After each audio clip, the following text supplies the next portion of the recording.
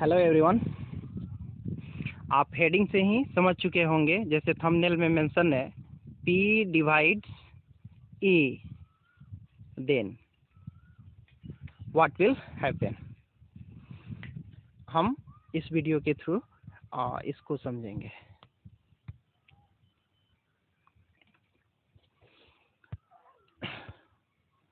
Theorem 1.3 जो आपके class 10th के बुक में, NCERT के बुक में गिवन है, और उस थ्योरम का स्टेटमेंट है P be a prime number N divides A square, then P divides A also. There is a theorem in NCERT book. According to that, if P is a prime number and it is dividing A square, then it must divide A. इसको हम short में इस theorem को हम देखते हैं कि यह थ्योरम क्या करता है।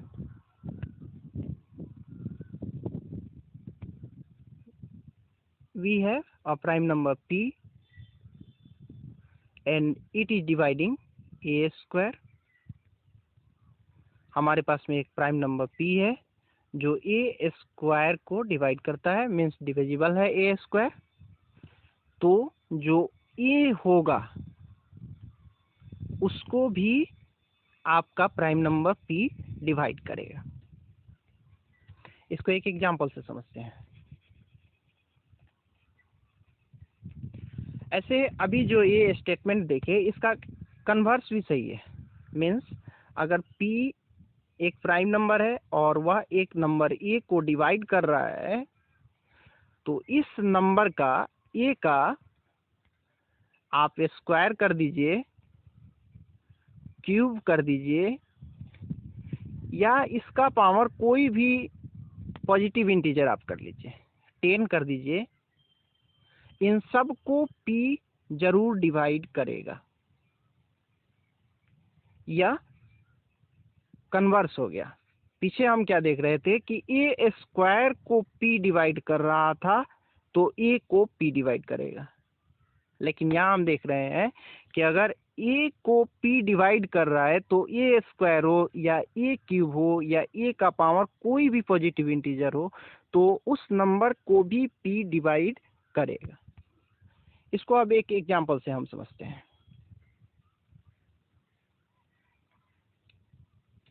हम एक कंपोजिट नंबर लेते हैं और सपोज वह कंपोजिट नंबर हमारा हो गया 30। तो 30 को हम प्राइम फैक्टराइजेशन के फॉर्म में लिखते हैं, तो हमारे पास में होगा 2 × 3 × 5। मीन्स 30 का प्राइम फैक्टर 2 होगा, 3 होगा, 5 होगा। मीन्स 30 को कौन कौन प्राइम डिवाइड कर सकते हैं? तो 2 डिवाइड कर सकता है, 3 डिवाइड कर सकता है और 5 डिवाइड कर सकता है। तो 30 को यहाँ पे 3 ठो प्राइम नंबर डिवाइड कर रहा है, एक 2 कर रहा है, एक 3 कर रहा है और एक 5 कर रहा है। तो अब हम आगे प्रोसीड करते हैं। जब आप 30 का स्क्वायर करेंगे तो इस नंबर को हम 30 के प्लेस पे हम क्या लिख सकते हैं?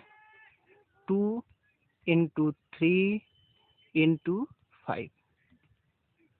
30 के प्लेस पे 2 × 3 × 5 लिख लेंगे और ये इसका स्क्वायर हो गया।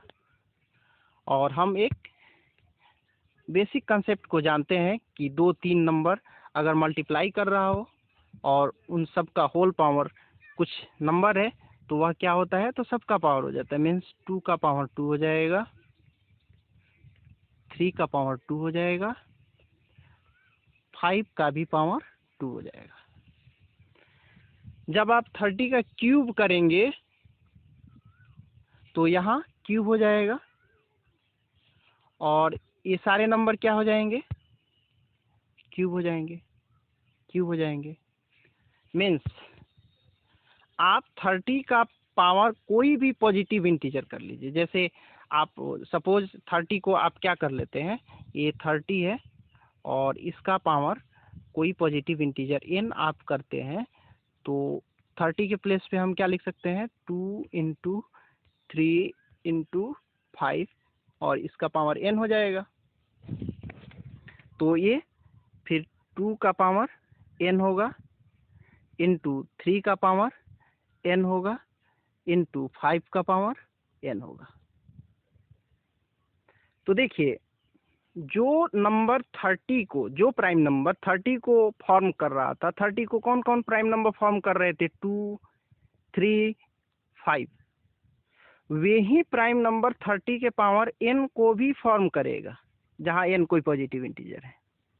यहाँ इसको भी 2, 3, 5 ही फॉर्म करेगा। कहने का मीनिंग हुआ कि अगर आप 30 के पावर n को फैक्टराइज करेंगे तो आपके पास में प्राइम फैक्टर के फॉर्म में 2 आएगा, 3 आएगा और 5 आएगा। यही प्राइम नंबर्स आएंगे। और यही रीजन है कि आप 30 का पावर कितना भी कर दीजिए, प्राइम नंबर जो आएंगे 2, 3, 5 ही आएंगे। मीन्स उस नंबर को 2, 3, 5 ही डिवाइड कर सकता है और कोई दूसरा प्राइम नंबर डिवाइड नहीं कर सकता है। कहने का मीनिंग हुआ, एक बार फिर से मैं रिपीट करता हूँ। सपोज आप 30 का स्क्वायर करते हैं और वह जो नंबर आएगा उसको प्राइम नंबर्स के प्रोडक्ट के रूप में लिखेंगे। मीन्स ये 30 का स्क्वायर 900 हुआ और जब इसका प्राइम फैक्टराइजेशन आप निकालेंगे तो कौन कौन प्राइम नंबर आपके पास में आएगा, तो ओनली 2 आएगा, 3 आएगा और 5 आएगा। 2 आपको 2 टाइम्स हो जाएगा, 3 भी 2 टाइम्स हो जाएगा, 5 भी 2 टाइम्स हो जाएगा।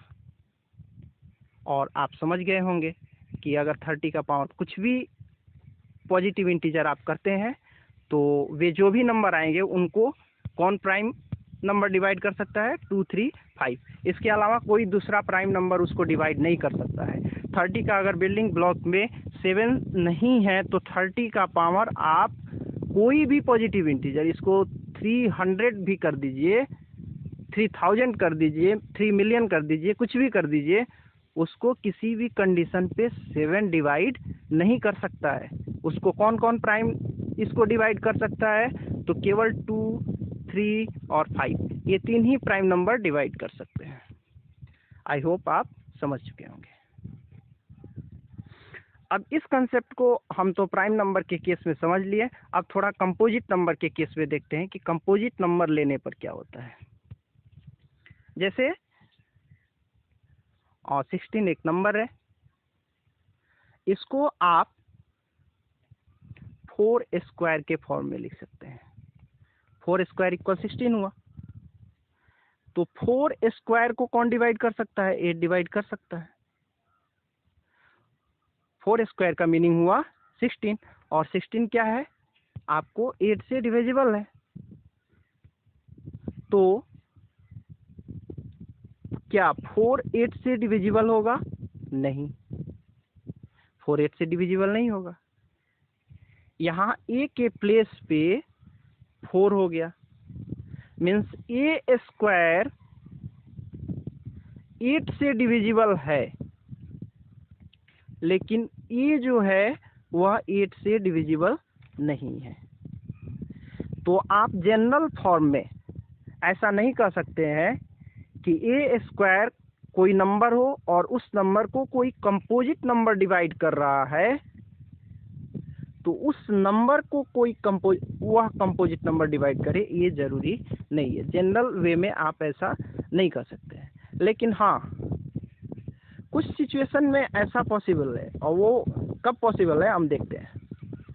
हमारे पास कोई नंबर a स्क्वायर है और इसको जो कंपोजिट नंबर डिवाइड कर रहा है वह 30 डिवाइड कर रहा है, सपोज 30 डिवाइड कर रहा है। तो 30 को आप फैक्टराइज करिए, 2 इंटू 3 इंटू 5 आ रहा है।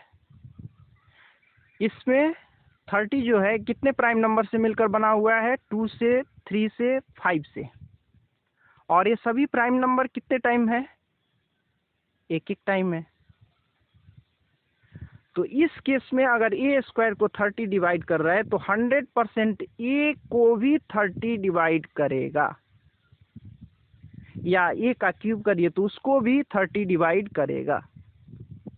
आई होप आप समझ चुके होंगे। मैं फिर से रिपीट करता हूँ, आपके पास ए स्क्वायर कोई एक नंबर है और इस नंबर को 30 डिवाइड कर रहा है,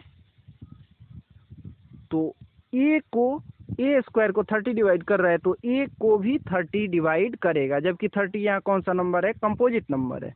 लेकिन वह जो कंपोजिट नंबर होना चाहिए वो उस फॉर्म में होना चाहिए कि वह एक एक प्राइम नंबर से फॉर्म होना चाहिए। फॉर एग्जाम्पल मैं एक दूसरा एग्जाम्पल आपको दिखाता हूँ। अगर 12 का केस है तो पहले 12 को हम प्राइम फैक्टराइजेशन के फॉर्म में लिखेंगे और 2 इंटू ये 3 हो गया। तो अगर ए स्क्वायर को 12 डिवाइड कर रहा है तो यह जरूरी नहीं है कि ए को भी 12 डिवाइड करे। क्यों? कारण कि इसमें प्राइम नंबर 2 टाइम्स है। आप समझ चुके होंगे। मैंने कहा कि ए स्क्वायर को 12 डिवाइड करता है तो ए को 12 डिवाइड करे यह जरूरी नहीं है। इसलिए नहीं है कि 12 जो है वह उसका प्राइम फैक्टराइजेशन आप लिख रहे हैं तो उसमें एक ही प्राइम नंबर 2 टाइम्स आ जा रहा है, और ऐसा नहीं होना चाहिए। अगर ऐसा हो रहा है तो फिर आप ए को डिवाइड करेगा आप नहीं कह सकते। वो कर भी सकता है, नहीं भी कर सकता है। मीन्स आप जनरल वे में अगर यहाँ कंसेप्ट बनाना चाहते हैं तो आप ऐसे कह सकते हैं कि ए स्क्वायर एक नंबर है और उस नंबर को एक कंपोजिट नंबर डिवाइड कर रहा है, उस नंबर को एक कंपोजिट नंबर डिवाइड कर रहा है, और वह कंपोजिट नंबर का जो प्राइम फैक्टराइजेशन में एक प्राइम नंबर एक ही बार आ रहा है तो फिर वो नंबर ए को भी डिवाइड करेगा। आई होप आप समझ गए होंगे। इसको एक एग्जांपल से देखते हैं हम। जैसे 6 स्क्वायर है, यह 6 स्क्वायर कितना होगा, 36 होगा। और 36 को कौन डिवाइड कर सकता है, 12 डिवाइड कर सकता है, कारण कि 12 इक्वल कितना हो जाएगा, 2 इंटू 3 हो जाएगा। अब यहाँ किसका स्क्वायर हमने किया, 6 का, और उसको कौन डिवाइड कर रहा है, 12। तो क्या 6 को 12 डिवाइड करता है, नहीं, यहाँ पे नहीं हो पा रहा है। वही मैंने बताया ऐसा इसलिए नहीं हो पा रहा है कि इसमें 2 क्या है, एक प्राइम नंबर 2 टाइम्स हो गया। अगर यह एक टाइम रहता तो फिर यह वैलिड होता। शायद समझ गए होंगे।